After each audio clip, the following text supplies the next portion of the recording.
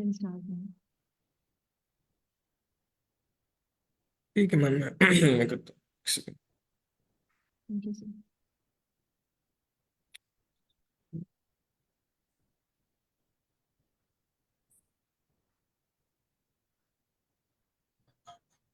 जी मेरी screen visible है आपको, ये बुक नजर आनी चाहिए। Yes sir. जी जी मैं स्टार्ट कर दूँ फिर। अच्छा ये हमारा 1.1 हमने कल कर लिया था क्लियर। तो अगर उसमें से किसी का क्वेश्चन है तो बेशक आज पूछ सकते हैं आप अनम्यूट करके भी या चैट में। तो उसके बाद हम आज करेंगे 1.2 चेक परम्यूटेशन। मैम आसिया ये वेटिंग रूम में आ रहे हैं लोग, उनको एडमिट कर लिया काइंडली। Yes, sir. अच्छा ये हमारा 1.2 है चेक परम्यूटेशन। परम्यूटेशन का मतलब होता है कॉम्बिनेशन। इसमें है given two strings write a method to decide if one is a permutation of the other। permutation मतलब rearrangement उसकी। तो मैं एक सेकंड ये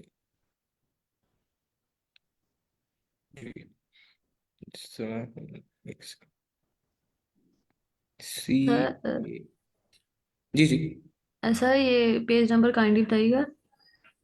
जी ये पीडीएफ में है पेज नंबर 205 और बुक में है पेज नंबर 90। यस। ठीक ओके हमारे पास जैसे ये है कैट और ये है टी ए एंड देन सी। तो ये दोनों एक दूसरे की परम्यूटेशन है कि हम अगर इसको रीअरेंज करें कैट को तो वो टी ए सी बन जाता है, या टी ए सी के लेटर्स को हम रीअरेंज करें तो कैट बन जाता है। तो ये होता है डेफिनेशन ऑफ परम्यूटेशन। परम्यूटेशन में मतलब हम एक स्ट्रिंग को रीअरेंज करें, उसके कॉम्बिनेशंस बनाएं तो क्या हमें दूसरा स्ट्रिंग मिल सकता है। तो ये हमारा इनपुट में क्वेश्चन है। तो अगर ये किसी को समझ नहीं आया तो बता दें, फिर मैं हम सोल्यूशन की तरफ मूव करते हैं।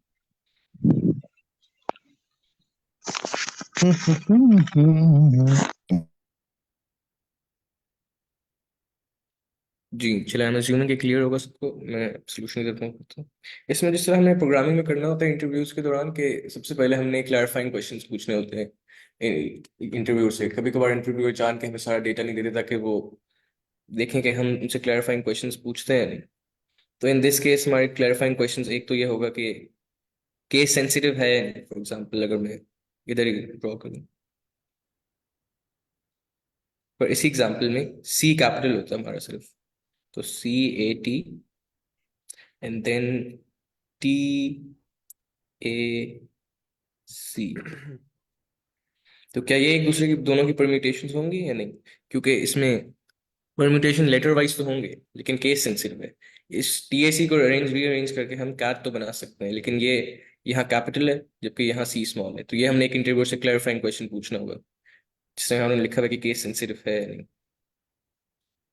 इसी तरह दूसरा हमने क्लैरिफाइंग क्वेश्चन पूछना होगा कि स्पेसेस मैटर करती हैं या नहीं। फॉर एग्जाम्पल अगर ये स्ट्रिंग है और उसमें ये स्पेस भी है, ये वाला एरिया वाइट स्पेस है, जबकि ये दूसरा स्ट्रिंग है उसमें कोई वाइट स्पेस नहीं है आपके पास, ये दूसरा स्ट्रिंग है।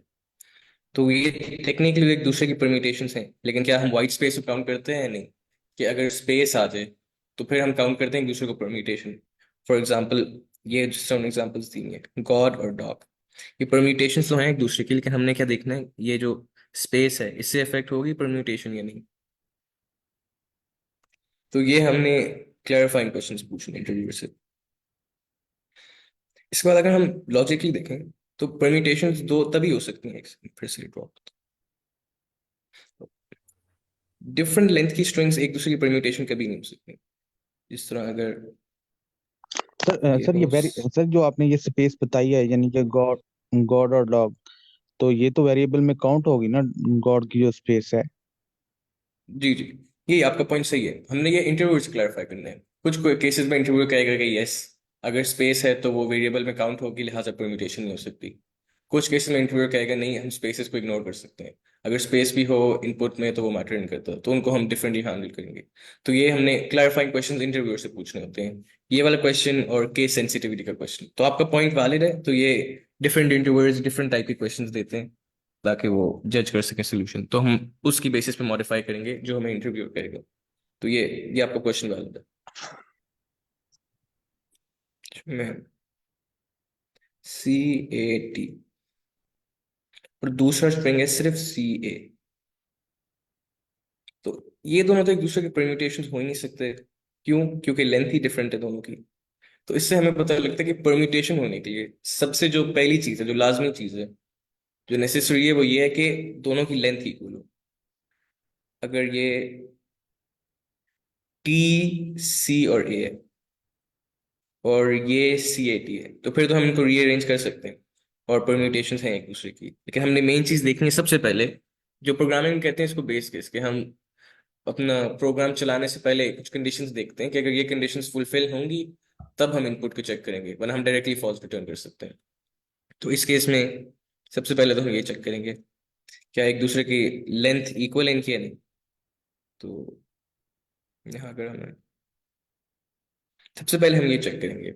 अब इसमें एक तो सोल्यूशन ये है कि हम दोनों स्ट्रिंग्स को सॉर्ट कर लें। सॉर्ट में ये होगा, ये अल्फाबेटिकल ऑर्डर में आ जाएंगे। कैट बन जाएगा A C and then T. Similarly T C ये भी बन जाएगा अल्फाबेटिकल ऑर्डर में, ए सी और टी।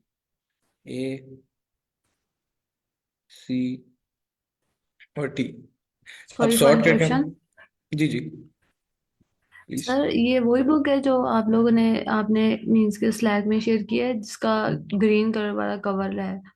जी जी एक्चुअली मैम, मैंने ये पेज 90 को ओपन किया, वो ये तो नहीं ओपन हो रहा, वो कोई और पेज है। जी जी मैम, वो बुक का पेज 90 आप पीडीएफ का, ये आपको स्क्रीन में शो हो ना, 205 है पीडीएफ का। जी सर। जी पीडीएफ का 205 है, ये बुक का पेज 90 जिस तरह यहाँ लिखा हुआ है, लेकिन पीडीएफ में आपका थैंक यू सर। 205 आएगा। जी जी नो प्रॉब्लम। Yes sir. ठीक। तो हमने इन दोनों को सॉर्ट कर लिया अल्फाबेटिकली। तो ये भी हम इन दोनों को कंपेयर करें तो ये दोनों सेम है। तो पहला जो हमारा सोल्यूशन है, सबसे ब्रूट फोर्स, सबसे नाइव और सबसे इजी टू अंडरस्टैंड है कि हम पहली चीज चेक करें उन दोनों की लेंथ इक्वल है या नहीं। अगर उन दोनों की लेंथ इक्वल है, दोनों स्ट्रिंग्स को सॉर्ट कर लें और आपस में कंपेयर कर लें। अगर कंपेयर करते हैं हम आपस में और वो इक्वल आते हैं, उनके अल्फाबेट्स इक्वल होते हैं, तो इसका मतलब है स्ट्रिंग परम्यूटेशन है एक दूसरे की, वरना नहीं। अगर हम यहाँ आए सबसे पहले, if two strings are permutations then we know they have the same characters but in different orders। तो उसमें हम सॉर्ट करेंगे, ये उन्होंने चीज कही है तो सेम ऑर्डर में आ जाएंगे। हमने एक स्ट्रिंग डेटा टाइप का मेथड बनाया सॉर्ट, उसके अंदर जो आता है एक स्ट्रिंग। ये हमने जावा में ये होता है कि जो हम स्ट्रिंग्स को डायरेक्टली मॉडिफाई नहीं कर सकते, तो हमें स्ट्रिंग्स की कैरेक्टर अरे बनानी पड़ती है। फॉर एग्जांपल अगर यहाँ हम देखें, हमारे पास इनपुट में उन्होंने स्ट्रिंग दिया हुआ है कैट। स्ट्रिंग में होता है टेक्स्ट जनरली होता है, तो अगर हमने ये दिया हुआ कैट तो हम इसको डायरेक्टली मॉडिफाई नहीं कर सकते, हम इसको कन्वर्ट करेंगे एक कैरेक्टर अरे में। तो उसमें आ जाएगा पहले इंडेक्स पे सी, फिर ए और फिर टी। तो उसके बाद हम मॉडिफिकेशंस करेंगे। तो ये एक कैरेक्टर डेटा टाइप की एरे डिक्लेयर करता है जिसका नाम है कंटेंट। उसमें ये करता है जो भी हमें स्ट्रिंग दिया ना एस, उसने इनपुट में एस को लेगा, और ये प्री डिफाइंड मेथड है डॉट टू कैरेक्टर एरे। ये सेल्फ एक्सप्लेनेटरी है कि जो भी इनपुट है उसको एक कैरेक्टर एरे में कन्वर्ट कर दो। उसके बाद ये प्री डिफाइंड मेथड है जिसके थ्रू सॉर्ट हो जाएगी। तो वही जो एरे स्ट्रिंग को हमने कन्वर्ट किया कैरेक्टर एरे में, फिर उसी को हमने कर दिया सॉर्ट। तो अगर सॉर्ट हो जाएगा, इसको हम कर देंगे ए सी एंड देन टी। तो इस मेथड में एसेंशियली तीन स्टेप्स हो रहे हैं। पहला, स्ट्रिंग को इनपुट लेते हैं, नंबर वन। फिर नंबर टू, उसको कैरेक्टर एरे में कन्वर्ट करते हैं। एंड नंबर थ्री, उस कैरेक्टर एरे को सॉर्ट करते हैं। उसके बाद हम वो रिटर्न कर देते हैं न्यू स्ट्रिंग।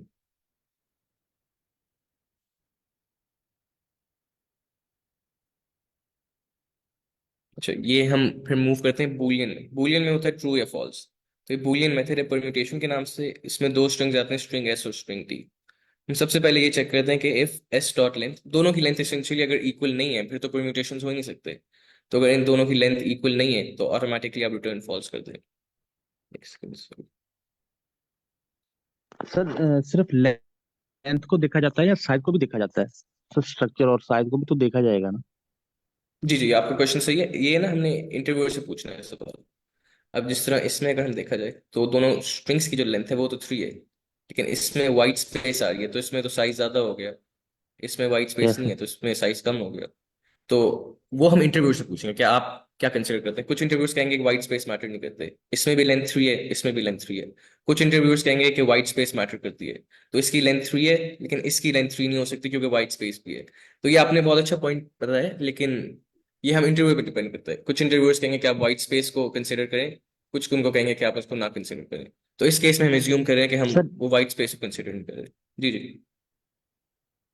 सर अगर अगर जैसे कि आप ये गॉड और डॉग है, इसका जी बड़ा हो जाए, उस साइड पे डी का वो संभाल रहे हैं, तो ये भी तो होता है। जी जी यही आपने एग्जैक्टली यही कहा है।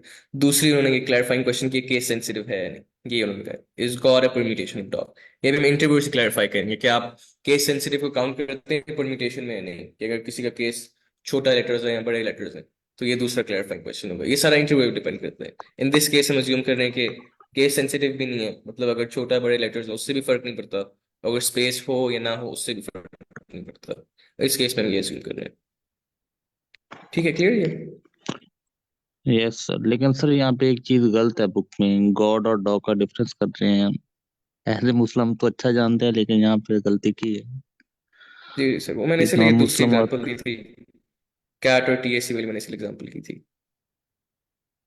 जी जी। If S dot length is not equal to T dot length, फिर तो ऑटोमेटिकली रिटर्न फॉल्स, दोनों की लेंथ इक्वल होनी चाहिए। वरना हम सिंपली करते हैं, दोनों स्ट्रिंग्स को पास करते हैं। ये सॉर्ट का मेथड बनाया था हमने, उसको पहला स्ट्रिंग भी पास कर दिया, स्ट्रिंग एस, और दूसरा स्ट्रिंग भी पास कर दिया, सॉर्ट को टी। और ये एक प्री डिफाइंड मेथड है इक्वल्स। तो दोनों स्ट्रिंग्स इधर पास होंगे, सॉर्ट हो जाएंगे, और जावा का ऑटोमेटिकली मेथड है वो इक्वल्स उनको कंपेयर करेगा कि ये दोनों स्ट्रिंग्स इक्वल हैं। तो ये क्लियर हुआ? अगर इसमें कुछ क्लियर नहीं है तो आप बता दें, मैं फिर से एक्सप्लेन कर दूंगा, या आप चैट में भी लिख सकते हैं। सर ये ब्रूट फोर्स अप्रोच है क्या? जी जी, ये सबसे ब्रूट फोर्स अप्रोच है, सबसे नाइव, सबसे आसान तरीके से समझ भी आ जाती है और कोड भी कम लिखना पड़ता है। इसके बाद एक और अप्रोच भी है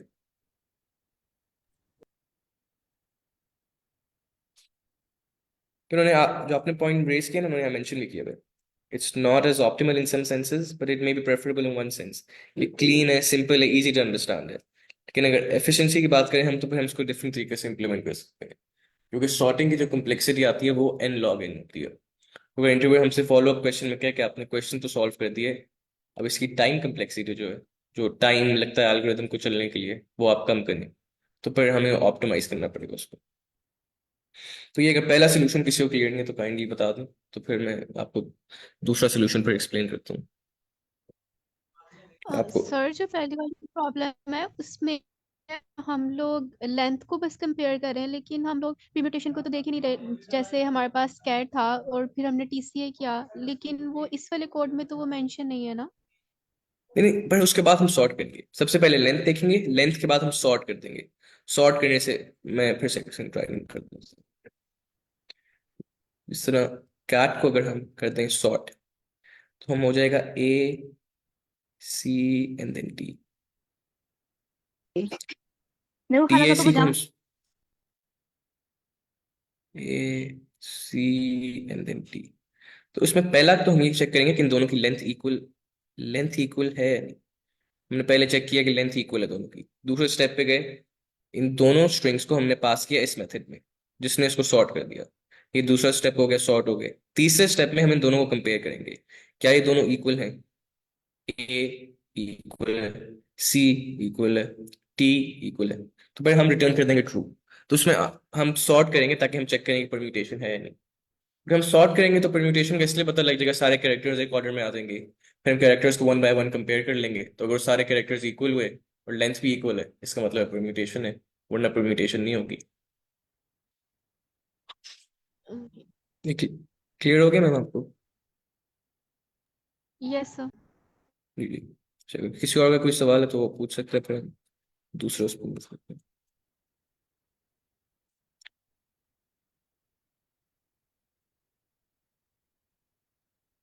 इसमें दूसरा ये हुआ कि हम उनकी कैरेक्टर काउंट्स चेक करेंगे कि वो हर कैरेक्टर कितनी दफा आ गए।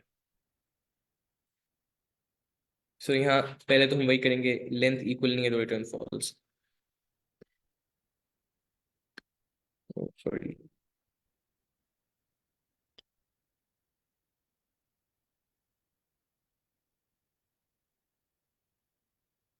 फिर हम लेटर्स की एक एरे बनाएंगे 128 साइज की। इसी तरह हम एरे में लूप करेंगे। इसमें हम अज्यूम करें कि ए सूडो कैरेक्टर्स हैं। उस इंडेक्स पे जाके वैल्यू इंक्रीमेंट कर देंगे, इसमें जाके डिक्रीमेंट कर देंगे। मैं एक को एनोटेट करके एक्सप्लेन करूँ। हमारे पास है सी ए एंड देन टी, और ये है टी ए सी सी। हमें 128 की एरे इसलिए बना रहे हैं क्योंकि हम एज्यूम कर रहे हैं इसमें कि ASC2 है। स्ट्रिंग्स की जनरली दो टाइप्स होती हैं, ASC2 होती है और यूनिकोड होती है। यूनिकोड स्ट्रिंग्स होता है कि हमें स्ट्रिंग में होता है आपके पास टेक्स्ट भी आ सकते हैं, नंबर्स भी आ सकते हैं, सिंबल्स भी। तो यूनिकोड में ये होता है कि ज्यादा सिंबल होते हैं, जिस तरह चाइनीज लैंग्वेज के सिंबल्स हो गए या अरबिक के हो गए या उर्दू के हो गए। लेकिन यूनिकोड में ये होता है कि सिर्फ 128 होते हैं हमारे पास। जैसे मैंने कल वो एक इमेज भी दिखाई थी, तो उसमें सिर्फ 128 कैरेक्टर्स होते हैं। तो इसलिए हमारी एजम्पशन है इसमें, उसने आगे मेंशन भी किया हुआ है कि ASC2 कैरेक्टर्स हैं, ये हम अज्यूम कर रहे हैं। इसलिए ये जो हम इन डेटा टाइप की अरे बना रहे हैं लेटर्स के नाम से, इसका हम साइज सिर्फ 128 रखें। इन्होंने एजम्पशन मेंशन भी किया। अब होता क्या है, हर जो कैरेक्टर इंग्लिश लैंग्वेज का, जिस तरह CA, AIT, उनको हम कन्वर्ट कर सकते हैं न्यूमेरिक रिप्रेजेंटेशन में, ASC2 रिप्रेजेंटेशन में। उसके लिए एक प्री डिफाइंड मेथड होता है, वो ऑटोमेटिकली उसको उसकी न्यूमेरिक फॉर्म में कन्वर्ट कर देता है। तो इसमें ये हुआ है कि हम पहले स्ट्रिंग को जा रहे हैं, उसके कैरेक्टर्स को न्यूमेरिक फॉर्म में कन्वर्ट कर रहे हैं। एक एरे में उसी इंडेक्स पे जाके 1 इंक्रीमेंट कर देंगे, फिर दूसरी एरे में हम लूप करेंगे, वहां से इंडेक्सेस लेंगे और डिक्रीमेंट कर देंगे। ये मैं एक्सप्लेन करता हूँ। सी का बिलफर्स हमने पास किया, सी के आगे ASC2 वैल्यू हम ज्यूम करते हैं 10। ये assumption है, ये हमें वो ऑटोमेटिकली कंप्यूटर कंप्यूट करता है बैकएंड पे। हमने कहा इसकी ASC2 वैल्यू है 10, एरे में उस इंडेक्स पे जाओ और इंक्रीमेंट कर दो वहां बाय 1। ये 1 आ गया। फिर हमने कहा कैरेक्टर ए पे जाओ। कैरेक्टर ए से हमें इंडेक्स बिलफर्स, इस केस में ज्यूम करूँ, वैसे तो कम होगी, कि इस केस में वो 12 होगी इसकी ASC2 वैल्यू। एरे में जाओ, 12th इंडेक्स पे इंक्रीमेंट कर दो बाय 1। फिर ये 12th इंडेक्स थी। फिर टी की ASC2 वैल्यू क्या होगी, उसको हम ज्यूम कर लेते हैं 16। एरे में जाओ 16th इंडेक्स में और इंक्रीमेंट कर दो वैल्यू बाय 1। ये काम कर रहे हैं हम इस फॉर लूप, पूरी एरे में लूप कर रहे हैं जो पहला स्ट्रिंग है, और उसमें इसी तरह इंक्रीमेंट कर रहे हैं। दूसरे में हम करेंगे, इस स्ट्रिंग में जाओ जो दूसरा स्ट्रिंग है, उसके हर कैरेक्टर की ASC2 न्यूमेरिक रिप्रेजेंटेशन ढूंढो, उस एरे में उस इंडेक्स पर जाओ और वहां डिक्रीमेंट कर दो। अब टी टी के हमें पता है ASC2 वैल्यू 16 है, वो भी जाएगा उसमें, इसको डिक्रीमेंट कर देगा तो अब ये हो जाएगा 0। इसी बात इसके बाद वो एक ही ASC2 रिप्रेजेंटेशन क्या होगी, इस केस में हमने जूम की थी 12, वो जाएगा एरे में उस इंडेक्स में, वहां कर देगा डिक्रीमेंट बाय 1, ये भी 0 हो जाएगा। सी के साथ भी यही करेगा, उसको ASC2 रिप्रेजेंटेशन में कन्वर्ट किया, एरे में वो इंडेक्स ढूंढी, वहां डिक्रीमेंट कर दिया बाय 1, ये भी हो गया 0।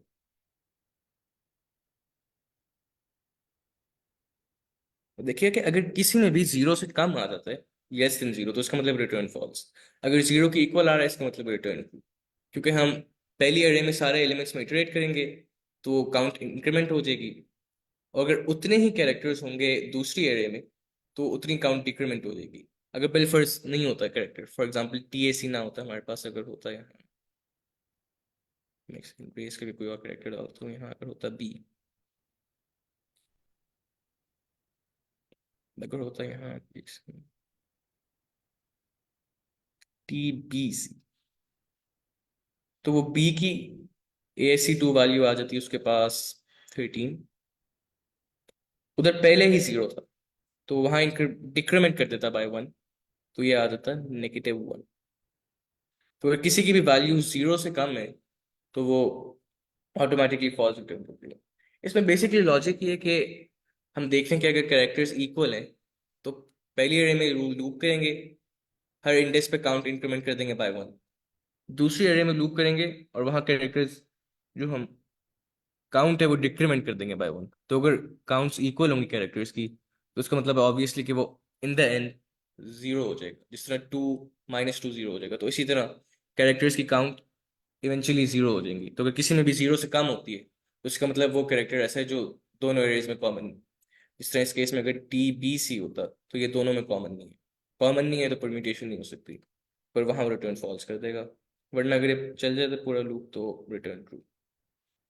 और ये जो मैंने बात की थी कि अजम्पशन है, लाइन 6 पे जो हमने किया है ना, ये अजम्पशन है, ये ASC2 कैरेक्टर्स है, इसीलिए हमने 128 के एरे बनाए। और ये उनका है कि हमें इंटरव्यू से हमेशा पूछना चाहिए क्लैरिफाइंग क्वेश्चंस के तौर पे कि हमारी जो स्ट्रिंग इनपुट है वो ASC2 फॉर्म में है या यूनिकोड स्ट्रिंग है। तो यूनिकोड में ज़्यादा सिंबल्स होते हैं, चाइनीज लैंग्वेज के सिंबल्स, तो वो 128 से ज़्यादा साइज की होती है, तो उसमें पे हमें बड़ी एरे डिक्लेयर करनी पड़ेगी। तो यहाँ तक अगर किसी को क्लियर ना हो तो बता दो।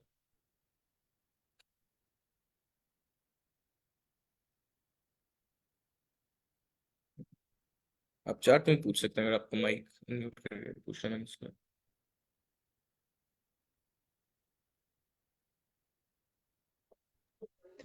सर जैसे आपने सी की वैल्यू 10 और मतलब सपोज किया, और ए की वैल्यू 12 और टी की वैल्यू 16 है, और बी की वैल्यू आपने 13 सपोज किया है, तो सर मैंने आपसे पूछना था कि सी और ए और टी में हम लोग मतलब नो मैटर जो मर्जी वैल्यू, बेशक 70 हो और 76 हो या फिर 74 हो, तो हम लोगों ने 1 ही लेना है ना, हम 7 7 तो नहीं ना लेंगे ना।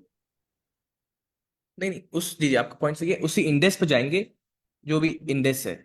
ASC2 वाली फॉर एग्जांपल ए के आगे 77, हमने 77 वैल्यू नहीं लेनी, उस हमने उस कैरेक्टर को आइडेंटिफाई करना है ना, तो हम एरे में जाएंगे 77th इंडेक्स पे। अब हमें पता है कि 77th इंडेक्स पे जो भी चीज़ है ना वो ए के रिलेटेड है, तो हमें ए की ASC2 वैल्यू मिली 77, हम एरे में जाएंगे 77th इंडेक्स में, वहां इंक्रीमेंट कर देंगे बाय 1। तो उससे हमें ये पता लगेगा कि ए एक दफा आ चुका है पहले स्ट्रिंग में। क्योंकि हमें कैसे पता लगेगा, हम देखेंगे कि अच्छा ये 77th इंडेक्स पे इंक्रीमेंट हुआ है बाय 1। 77th इंडेक्स, 77 जो नंबर है वो किस कैरेक्टर की ASC2 रिप्रेजेंटेशन है, तो वो ए की है। तो हम ये करेंगे, जो ASC2 रिप्रेजेंटेशन से इंडेक्स पे जाएंगे और इंडेक्स पे इंक्रीमेंट बाय 1 करेंगे हमेशा। और सर अगर 2 टाइम्स ए आ जाए या 2 टाइम्स टी आ जाए तो हम 2 2 लिखेंगे फिर।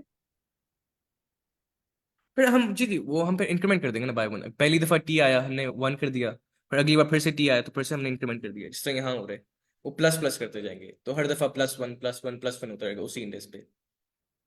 Yes sir, thank you sir. Actually sir जी हम मतलब ये कह सकते हैं ना, सर हम ये कह सकते हैं कि हम उस एलिमेंट का काउंट को स्टोर कर रहे हैं कि वो कितनी दफा आया है, वो हम चेक कर रहे हैं। जी जी यही कर रहे हैं। सर लेकिन एक क्वेश्चन ये है, परम्यूटेशन में तो ये है ना कि जिस तरह कैट है तो टैग उसका बिल्कुल ऑपोजिट हो, तो वो ऑपोजिशन की जो पोजीशन है वेरिएबल की, वो किस तरह हम चेक करेंगे, अल्फ़ाबेट की पोजीशन वही मेंटेन हो रही है, ये हमें किस तरह पता चलेगा? नहीं नहीं, पोजीशन का इसमें नहीं है, इसमें हमने बस देखना है कि परम्यूटेशंस हैं या नहीं। फॉर एग्जांपल सर यहाँ की CAT है और TAC है, एक इसमें हम रिलेटिव ऑर्डर का मेंटेन नहीं करना हमने, हमने बस देखना है इस स्ट्रिंग इन दोनों स्ट्रिंग्स को किसी भी तरह रीअरेंज करें तो ये परम्यूटेशंस बन सकती हैं या नहीं। मतलब मैं सर CAT को किसी भी तरीके से। जी जी। ये मतलब इसके अंदर हमें ऑर्डर ये नहीं है कि रिवर्स ऑर्डर में ही सेम हो। नहीं नहीं नहीं नहीं। ठीक है, मैं समझ गया सही। जी जी, सर कि वो ये रिवर्स जो आपने ऑर्डर जो आप कह रहे हैं लास्ट। ना। जी जी, जी जी। जो आप रिवर्स ऑर्डर वगैरह कह रहे हैं ना वो होता है सब स्ट्रिंग, इसमें बस है परम्यूटेशन। परम्यूटेशन में है कि एक स्ट्रिंग, दो स्ट्रिंग्स हैं, तो किसी भी स्ट्रिंग को आप किसी भी तरह अरेंज कर लें दूसरा स्ट्रिंग आना चाहिए। जिस तरह हम TAC को अरेंज कर लें तो CAT आ सकता है, इसमें ये। ओके। सर एक और क्वेश्चन ये था कि जो आपने क्वेश्चन दिखाया था, सॉरी, जो अभी लास्ट सोल्यूशन करें उसमें लाइन नंबर 8 और 9 एक्सप्लेन कर देंगे? ये सोल्यूशन नंबर 1 में, सोल्यूशन नंबर 2 में। Solution number 2। Okay, line number 8 and 9। जी, लाइन नंबर 8 में ये हो रहा है वो एक कैरेक्टर अरे बना रहा है। हमें जावा में ये होता है कि हम ना स्ट्रिंग्स को डायरेक्टली मॉडिफाई नहीं कर सकते। मैं फिर से वही एनोटेट करता हूँ, मैंने शायद पहले किया था। ये हमारा इनपुट है ना, एक स्ट्रिंग है, हम इसको स्ट्रिंग को डायरेक्टली मॉडिफाई नहीं कर सकते। तो एरेस का तो आपको अगर नहीं पता तो आप बता दें, वरना तो उसमें ये होता है कि हम एरे बना रहे हैं, सो कैरेक्टर एरे में कन्वर्ट करना है। ये स्ट्रिंग है, एक एरे बनाई कैरेक्टर्स की, ये 0th इंडेक्स है, ये फर्स्ट इंडेक्स है, ये सेकंड इंडेक्स है। इसको हमने कन्वर्ट कर दिया एक कैरेक्टर अरे में, सी ए और टी। तो लाइन नंबर 8 में कर रहे हैं, कैरेक्टर डेटा टाइप है, ये एस अंडरस्कोर एरे उसका नाम है, उसमें प्री डिफाइंड मेथड कॉल कर रहे हैं कि जो भी स्ट्रिंग इनपुट मिला है ना हमें एस, उसको कन्वर्ट कर दो डॉट टू कैरेक्टर एरे। अब स्ट्रिंग को कन्वर्ट कर दो कैरेक्टर एरे में, ताकि हम उसमें ऑपरेशंस परफॉर्म कर सकें। तो उसमें ये है, क्योंकि हम जावा में होता है हम स्ट्रिंग्स में डायरेक्टली ऑपरेशंस नहीं कर सकते, तो हमें उनको एक कैरेक्टर एरे में कन्वर्ट करना पड़ता है ऑपरेशंस करने के लिए। क्लियर है? Yes sir. Yes sir. Okay. Sir one last question कि आपने जी जी। कहा था ना कैट और टैग, तो हमारे पास था कि हम लोगों ने स्ट्रिंग के अंदर उनके इंडेक्सेस सेव किए और फर्स्ट स्ट्रिंग के लिए हमने इंक्रीज बाय फैक्टर 1 किया, और फिर सेकंड स्ट्रिंग जब हमने टैग को चेक किया तो हम डिक्रीज बाय 1 करते गए और हमारे पास आंसर 0 आता गया।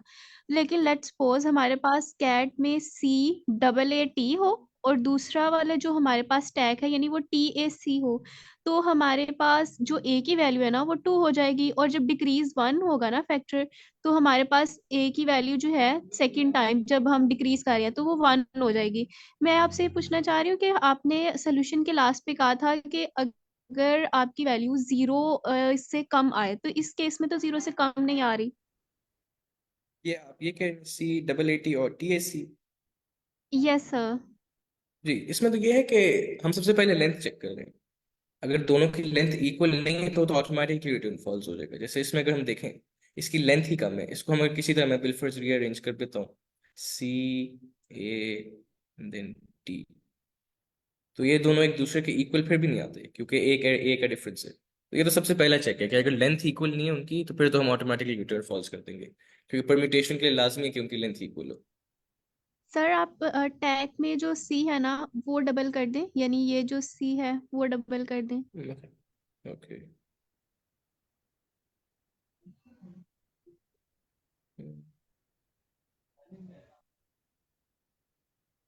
इसको compare यस करते सर। हैं। ये सबसे पहले सी पे हम गए, सी के हमने एज्यूम कर ली ASC वैल्यू आ गई 2, 2 को हमने इंक्रीमेंट कर दिया बाय 1। ये चार्ट में एक सेकंड क्वेश्चन है, CCT TCC। अच्छा, हम ए पे गए, ए की ASC2 वैल्यू हमने एज्यूम कर ली 0 है, 0th इंडेक्स पे गए, हमने इंक्रीमेंट कर दिया 1। फिर अगली बार फिर से इस पे आए, उसने देखा इसकी भी ASC वैल्यू 0 है, 0th इंडेक्स पे गए, अब आपने इंक्रीमेंट कर दिया बाय 1 2। टी की हमने ASC2 वैल्यू ज्यूम कर लेते हैं 7 है, 7th इंडेक्स पे गए, इंक्रीमेंट बाय 1, तो ये आ गया 2 1 1। ए की काउंट 2 और बाकियों की 1 और 1। इसमें हम गए, उसने टी की ASC2 वैल्यू ली 7, 7th इंडेक्स पे गए, डिक्रीमेंट बाय 1, ये हो गया 0। ए पे गए, उसने उसकी ASC2 वैल्यू ली, ए की ASC2 वैल्यू आती है 0, तो उसने इसको डिक्रीमेंट कर दिया बाय 1। फिर इसी तरह 2 दफा सी की आती है, तो ये हो जाएगा 0 और फिर -1। तो इस केस में तो फॉल्स होगा, क्योंकि ये दोनों स्ट्रिंग्स इक्वल परम्यूटेशंस नहीं बन सकती इससे, इसमें काउंट्स डिफरेंट है, इसमें डबल सी है और इसमें डबल ए है, तो इस ओके केस में thank you false sir. Return कर देगा। यस जी सर जी, thank no you so problem. Much. जी, किसी और भी क्वेश्चन है तो पूछ लें आप, माइक अनम्यूट करके, या बेशक चैट में पूछ लें, तो हम सोल्यूशन फिर से भी देख सकते हैं अगर आपको समझ नहीं है या आपने लेट ज्वाइन किया।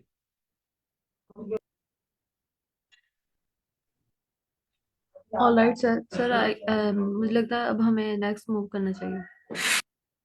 चलिए ठीक है मैम। ये है हमारा 1.3 URLify। तो इसमें है write a method to replace all spaces in a string with modulo 20। इसमें जिस तरह है मिस्टर जॉनसन, इसमें हमने सारी जो स्पेसेस हैं, पहली स्पेस ये है, यह हमने रिप्लेस कर दिया मॉड्यूलो 20। दूसरी स्पेस है जॉन और स्मिथ के बीच में, यहाँ यहाँ भी हमने रिप्लेस कर दिया मॉड्यूलो 20। और एंड वाली स्पेस को हम इसको में काउंट नहीं कर रहे, क्योंकि अगर हम यहाँ देखें तो यहाँ तो 3 स्पेसेस बनती हैं, लेकिन उसने एन वाली स्पेस, उसको ट्रेलिंग स्पेसेस कहते हैं, वो उसने काउंट नहीं की। तो write a method to replace all spaces in string with module 20। इसमें हम ये assumption है कि स्ट्रिंग में सफिशिएंट स्पेस है कि वो एडिशनल कैरेक्टर्स होल्ड कर सकते हैं। कभी कभार होता है कि स्ट्रिंग का वो साइज स्पेसिफाइड ना हो, तो उससे वो एडिशनल कैरेक्टर्स होल्ड ना कर पाए। हमें ट्रू लेंथ दी है स्ट्रिंग की। ट्रू लेंथ में ये है कि वो वाइट स्पेसेस नहीं आती। इस तरह इसमें अगर हम देखें तो 2 और 4, इसमें मतलब सारे कैरेक्टर्स हैं, स्पेसेस मिला के ये वाली वो 13 बनते हैं। इसमें उसने ये वाली जो ट्रेलिंग स्पेसेस हैं जो स्मिथ के बाद आ रही हैं, वो उसने काउंट नहीं की हुई। तो इसमें ये होगा ट्रेलिंग, इसमें ट्रू स्पेस भी हमें दी हुई होगी साथ। इसमें देखें अगर हम, ये 5 6 7 8 9 10 11 एंड देन 12 और 13, तो इसने सारे कैरेक्टर्स और जो पहली दो स्पेसेस हैं उनको काउंट किया है। ये एक स्पेस होगी और ये एक स्पेस होगी, इसको उसने काउंट नहीं किया। उसने कहा है कि साथ में आपको ट्रू लेंथ भी दी गई स्ट्रिंग की, और फिर उन्हें लोन दिया हुआ कि आप कैरेक्टर यूज करें तो आप उसको ऑपरेशन को इन प्लेस करें। तो ये इनपुट होगी, इसमें हम स्पेसेस में मॉड्यूलो 20 रिप्लेस कर देंगे तो ये आउटपुट आ जाएगी। तो ये क्वेश्चन क्लियर है? किसी सबको अगर नहीं क्लियर तो पूछ लो। एक दफा रिपीट कर दें काइंडली। जी जी, नो प्रॉब्लम।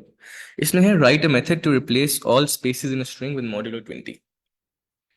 इसमें एक assumption है कि स्ट्रिंग में इतनी स्पेस है कि वो एडिशनल कैरेक्टर्स होल्ड कर सकता है, एरर कोई नहीं आएगा।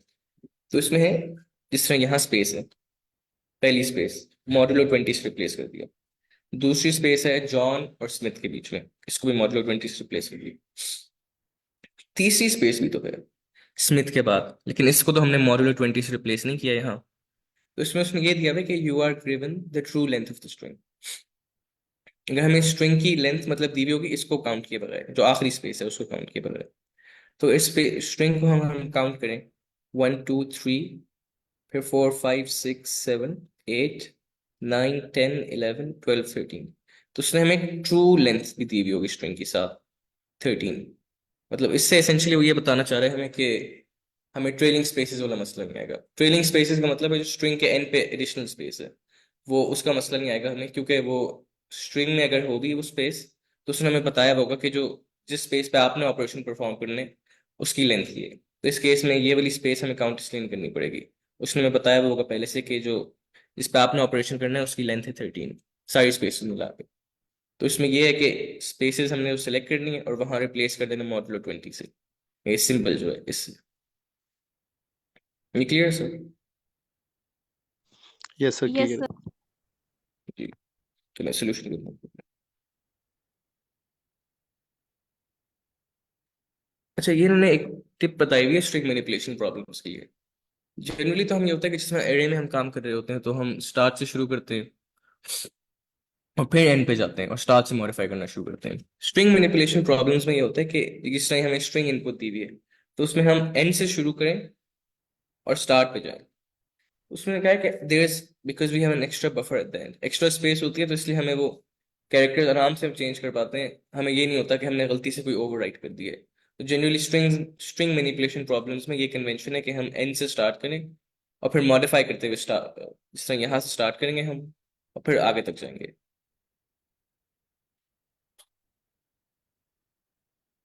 तो इस एल्गोरिथम नेचुरल लैंग्वेज में एक्सप्लेन किया हुआ है कि हम पहले पहले जो स्कैन होगा उसमें हम सिर्फ नंबर ऑफ स्पेसेस काउंट करेंगे। इस तरह अगर हमारी जो इनपुट है उसमें हम देखें तो नंबर ऑफ स्पेसेस 1 2 एंड 3, और फिर हम उसको ट्रिपल कर देंगे। ट्रिपल इसलिए करना पड़ेगा ताकि हम, क्योंकि हमने एक स्पेस में 3 कैरेक्टर्स इंसर्ट करने हैं। जिस तरह इस स्पेस में 3 कैरेक्टर्स इंसर्ट करेंगे तो फॉर ईच स्पेस हमें ट्रिपल कर देना है। इस स्पेस में 3 कैरेक्टर्स और इस स्पेस में 3 कैरेक्टर।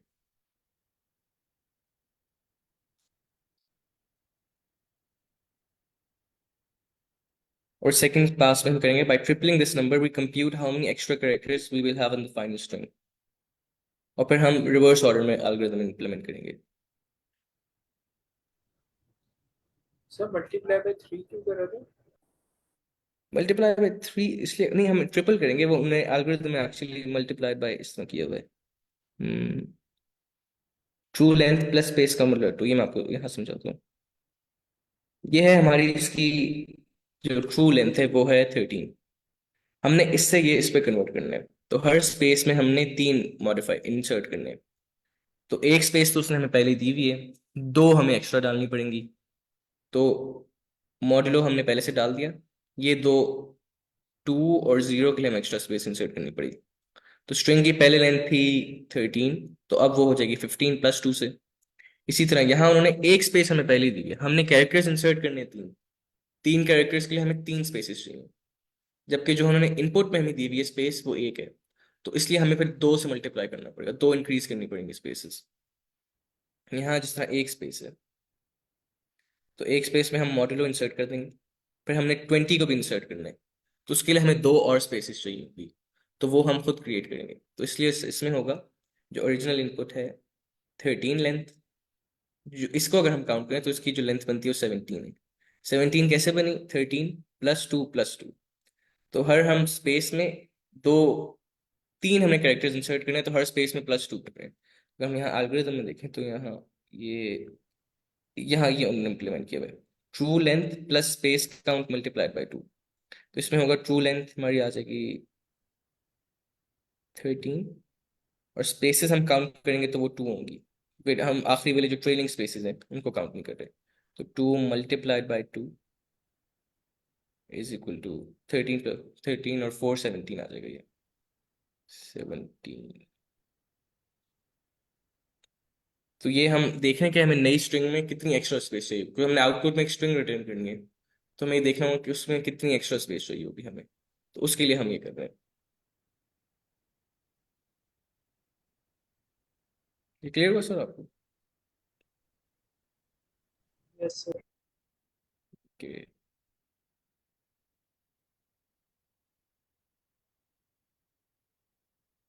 सबसे पहले तो हम सिंपल लूप करेंगे, ये मैं यहाँ से एक्सप्लेन कर देता हूँ। पूरे स्ट्रिंग पे मिस्टर जॉन स्मिथ पे हम लूप करेंगे, हम करेंगे स्पेस काउंट।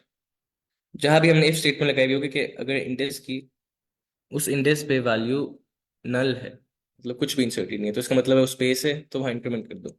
जिस तरह इसका 0th इंडेक्स पे m है, फर्स्ट पे r है, सेकंड पे स्पेस है, तो यहाँ वो एक काउंट रखेंगे हम, वो इंक्रीमेंट करते रहेंगे हम साथ साथ। तो ये एक स्पेस आ जाएगी, ये दूसरी आ जाएगी। ये तीसरी स्पेस हम इसलिए काउंट नहीं करेंगे क्योंकि हमने जो इटरेट करना है वो इसमें ट्रू लेंथ में करना है, तो इसको हम इसलिए काउंट नहीं करेंगे। तो इन दिस केस हमारे पास पहली स्पेस ये है, दूसरी स्पेस ये है, हमारे पास जो टोटल स्पेसेस आ जाएंगी, स्पेस का काउंट होगा वो ट्रू होगा।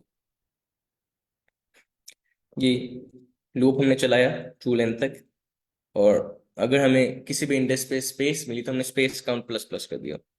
ये वॉइड रिटर्न टाइप फंक्शन की, ये रिप्लेस बेसिस फंक्शन का नाम है, उसमें ये एक कैरेक्टर अरे पास होती है स्ट्रिंग नाम की, और साथ में इंटीजर ट्रू लेंथ। हम इंटीजर ट्रू लेंथ को यूज करते हैं इटरेट करने के लिए, ताकि जो एन पे एक्स्ट्रा स्पेस है उसको हम कंसिडर ना करें।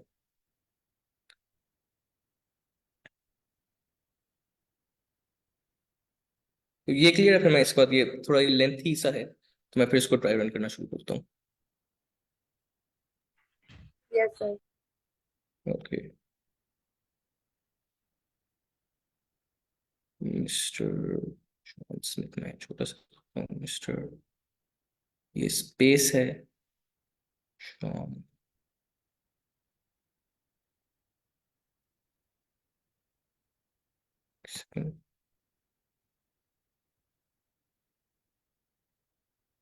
जॉन के बाद भी एक स्पेस है, स्पेस स्मिथ।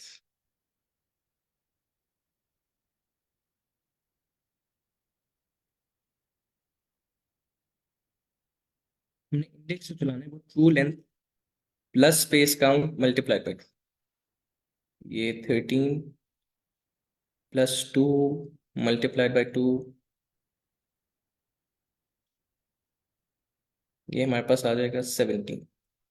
ये हम इसलिए कह रहे हैं क्योंकि हमने जो हमारे पास आउटपुट स्ट्रिंग है उसकी लेंथ ऑब्वियसली बड़ी होगी, जिस तरह हमने ओरिजिनल केस में देखा था कि input string mister John Smith उसकी लेंथ 13 थी, लेकिन जो आउटपुट स्ट्रिंग है उसमें 17 लेंथ है, क्योंकि हमने 4 एक्स्ट्रा कैरेक्टर्स इंसर्ट किए हैं।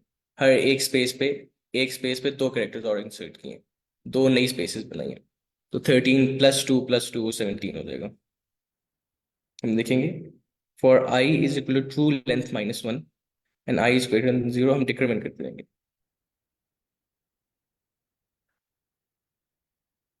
तो i is equal to true length minus one, true length 17 है, लेकिन क्योंकि एरेज में हमारे इंडेक्स स्टार्ट होती है 16 से, सॉरी एरेज में हमारे जीरो से हम स्टार्ट करते हैं, तो इसलिए हम 17 को नहीं काउंट करेंगे, हम 16 से शुरू करेंगे।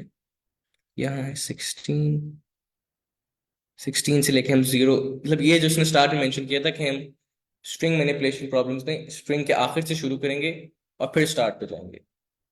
आई is greater than zero, i minus minus.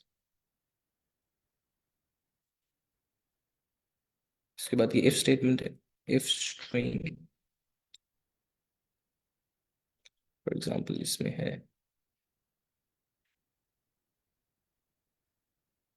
इस तरह, ये हमारा है, इसको मैं कन्वर्ट कर दूंगा इसके एम आर स्पेस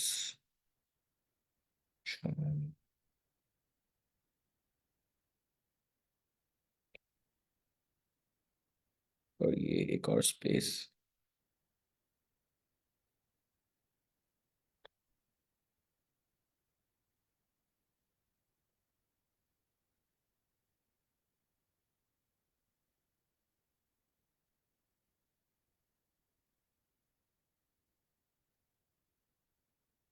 ये इसके आखिरी इंडेक्स से शुरू करेंगे, स्ट्रिंग इंडेक्स माइनस वन, यहां से हम शुरू करेंगे एच से, स्ट्रिंग एट इंडेक्स, क्योंकि हम यहाँ आई हमारा 16 है, ये 16th इंडेक्स है, ये है हमारा 0th इंडेक्स। क्या हमारे स्ट्रिंग के इंडेक्स नंबर आई पे जो वैल्यू है वो स्पेस है? नहीं। तो फिर हम क्या करेंगे, स्ट्रिंग इंडेक्स माइनस वन, मतलब इस पे आ जाएंगे 15 पे, 15 पे क्या जो वैल्यू है वो नल है, मतलब स्पेस है? नहीं।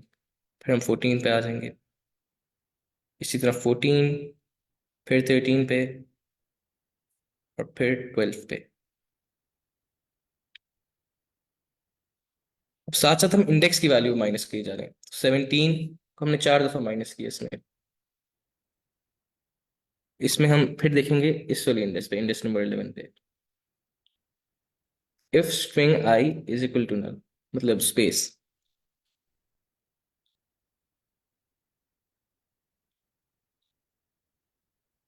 यहाँ इंडेक्स आ गया था 14, इंडेक्स अगर हम देखें, इंडेक्स हमारा 17 था, L string index minus one, index minus minus 15 17 16 15 14,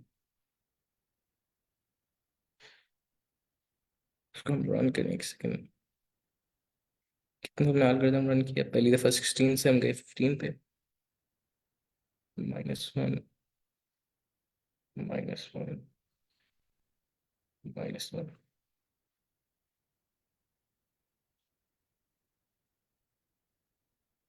कल से ये आना चाहिए 14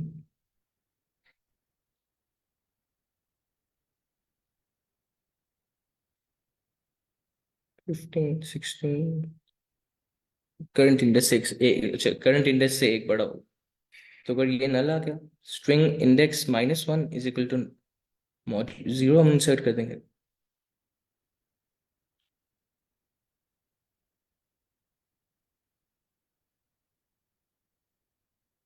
इसमें एक सेकंड, मुझे ये देखने दें कि हम नई स्ट्रिंग के साथ काम कर रहे हैं। जैसे ये ऊपर लाइन 9 में मेरे ख्याल से नई स्ट्रिंग बनाई जाती है। लाइन 9 में इफ, इस लाइन में तो इफ स्टेटमेंट है, मैंने इसमें एल्गोरिथम पहले ड्राई रन किया था, मुझे अभी याद नहीं आया कि नई स्ट्रिंग बना रहे हैं या उसी स्ट्रिंग में काम कर रहे हैं। सर आई थिंक उसी स्ट्रिंग में हम काम कर रहे हैं, नई स्ट्रिंग नहीं बनाएंगे। इसको हम देखते हैं, character string in true length पूरे में इटरेट किया, ओके, हाँ जी सर, इफ, नई स्ट्रिंग नहीं बन रही। Okay,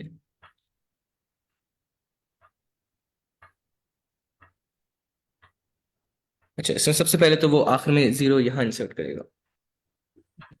yes.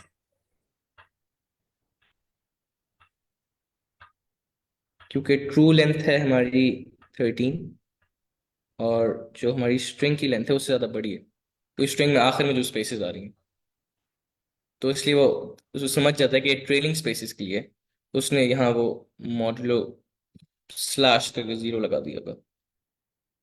फिर इसके बाद वो इस इंडेक्स से एक कम पे जाते हैं, i is greater than 0, i minus minus, if string I is equal to null। ये तो इस केस में नहीं चलेगा, else फिर हम इंडेक्स पे आ जाएंगे, इंडेक्स की वैल्यू हो जाएगी हमारी 17 - 1। फिर हम इस इंडेक्स पे, इससे हम इस पे गए, फिर अगेन -1, इससे इस पे गए, अगेन -1, इससे हम इस पे गए, फिर अगेन -1, 16 15 14 13, इसमें मेरे ख्याल से 13 आएगा, 13। यहाँ से इस पे जब हम गए 11th इंडेक्स पे, देखिएगा इंडेक्स पे क्या स्पेस है, जी स्पेस है, string index -1 is equal to 0।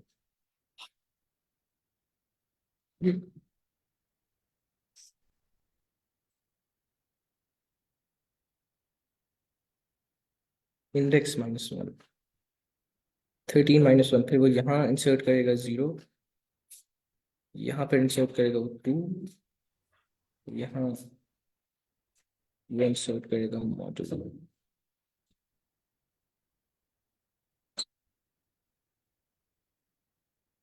फिर जो ओरिजिनल कैरेक्टर्स उनका क्या होगा? You have implemented this problem using character arrays because Java strings are immutable. If we use string directly, the function would have to return a new copy of the string। एक second।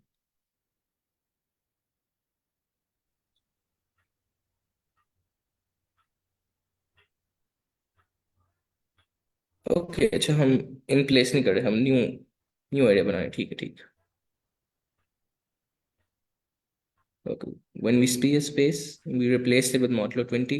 Okay अच्छा, इस तरह drive किया था, if there is no space then we copy the original character। तो इसमें हम नई एरे बना के कर रहे हैं, क्योंकि स्ट्रिंग को इन प्लेस में मॉडिफाई नहीं कर सकते। सर ये ठीक है, मेरे फिर पास तो क्लियर है लाइन एक लाइन second। में जो अरे बनाई है, हम लाइन लाइन में मुझे मुझे समझ में आ रहा है कि इन्होंने ये स्ट्रिंग करके अरे बनाई है क्या? जी ये इसमें मुझे एक सेकंड थोड़ा सा क्लियर हो, मैं फिर से एक सेकंड करके कोशिश करता हूँ। यहाँ तक उसमें फिर ये होगा कि मैं समझ था कि इन प्लेस हम करेंगे, इन प्लेस नहीं, वो न्यू एरे के थ्रू ही होगा। उसमें इस तरह होगा, जब वो इस इंडेक्स पे आ जाएगा तो ये 12 के बाद उसने देखा ओरिजिनल उसमें स्पेस थी, उसने कहा स्ट्रिंग इंडेक्स -1, तो वो यहाँ मेरे ख्याल से फिर करेगा आपका मॉड्यूलो 0, सॉरी, फिर 2, फिर मॉड्यूलो। अच्छा, ये तब तक इटरेट करेगा ओरिजिनल स्ट्रिंग में जब तक उसको स्पेसेस नहीं मिलती। अगर स्पेसेस नहीं मिलती हैं तो वो ओरिजिनल कैरेक्टर कॉपी करता रहेगा और फिर साथ में शिफ्ट करता रहेगा, इंडेक्स इंडेक्स को माइनस करता रहेगा। इस तरह देखिए, string index -1 is equal string i, और फिर इसी तरह वापस इटरेट करेंगे जॉन पे। ये 11th इंडेक्स है, ये है हमारी 10th इंडेक्स, 9 8 7 6 5 4 3 2 1। ओके अच्छा, वापस इस पे इटरेट करेगा, एन एच ओ जे, उसने इटरेट कर लिया इस पे, उसको जब स्पेस नजर आई, यहाँ हमारी इंडेक्स और माइनस हो जाएगी बाय 4, तो 13 - 4 हो जाएगा हमारा।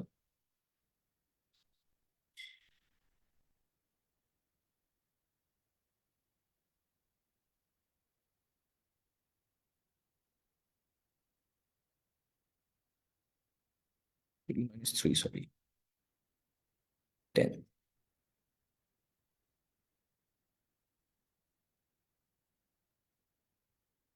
String index -1 is equal to modulo. मैं एक फिर से ट्राई रन करने की कोशिश करता हूँ। सबसे पहले हमने एरे के एंड पे ये लगा दिया, उसके बाद if I is equal to true length -1, ये है 60, सॉरी 12। 12 से लेके 0 तक। स्ट्रिंग आई उसने हमें दिया है इनपुट।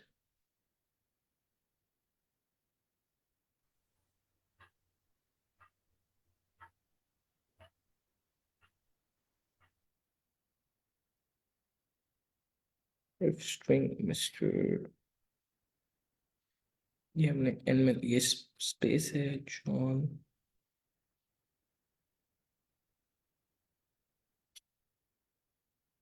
स्टुअर्ट।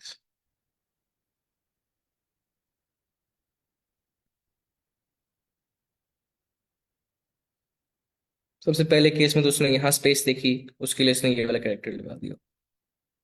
उसके बाद हो जाएगा, फिर से डिक्रीमेंट करेगा, इस इंडेक्स पे आ गया, ये हमारी इंडेक्स बनती है, इस इंडेक्स पे आ गया 2 3 4 5 6 7 8 9 10 11 12। अच्छा 12th इंडेक्स है हमारी, इस पे आ गया। उसने देखा कि इस इंडेक्स पे स्पेस है नहीं, else string index -1 is equal to string i. इसकी index minus, okay okay, index हमारी थी 17, 17 -1 उसने किया 16। जो हम न्यू स्ट्रिंग बना रहे हैं, अच्छा ये इसमें कॉपीइंग का फंक्शन, ठीक है। स्ट्रिंग इंडेक्स -1, ये इसकी जो 16th इंडेक्स है उस पर कॉपी कर दें जो इस इंडेक्स का है वैल्यू, ये एच कॉपी हो जाएगा इस तरह। फिर इस तरह हम चलते रहेंगे, टी कॉपी हो जाएगा, फिर आई होगा, फिर एम होगा, और फिर एस होगा कॉपी। 15th 14 13 and then 12।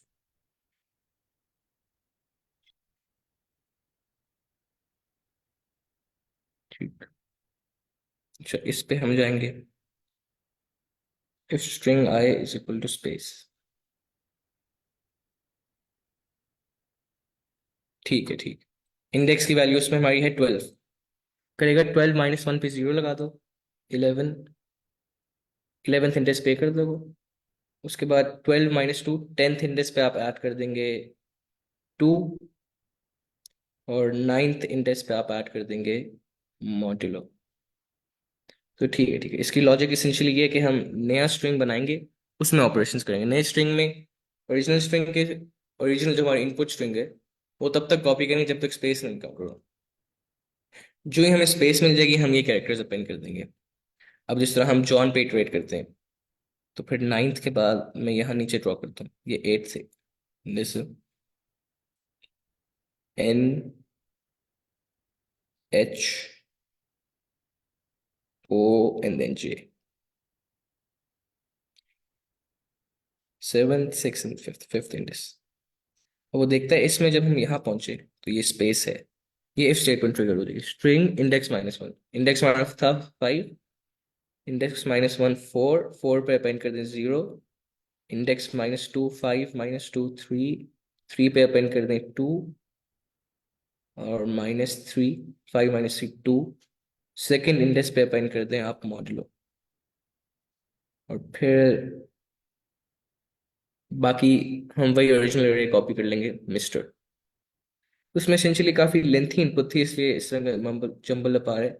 उसमें यही बन जाएगा मिस्टर, फिर मॉड्यूलो 20, फिर जॉन, फिर मॉड्यूलो 20 दूसरी स्पेस में रिप्लेस करिए एंड देन स्मिथ, जिस तरह के हमारा ओरिजिनल, जिस तरह हमारी ओरिजिनल इनपुट थी mister, then modulo 20, then John, उसके बाद फिर से मॉड्यूलो 20 और फिर स्मिथ। तो ये वो असल में इस सोल्यूशन पे आने में थोड़ी देर लगी है, तो अगर किसी को क्लियर ना हुआ हो तो उस लाख पे पूछ सकते हैं, वरना हम कल इसको फिर से डिस्कस कर लूंगा एक दफ़ा, क्योंकि अभी वो टाइम ओवर हो गई क्लास का, इसके बाद अलग क्लास होगी। चलो थैंक यू एवरीबॉडी, अल्लाह हाफिज़। अल्लाह हाफिज़ सर।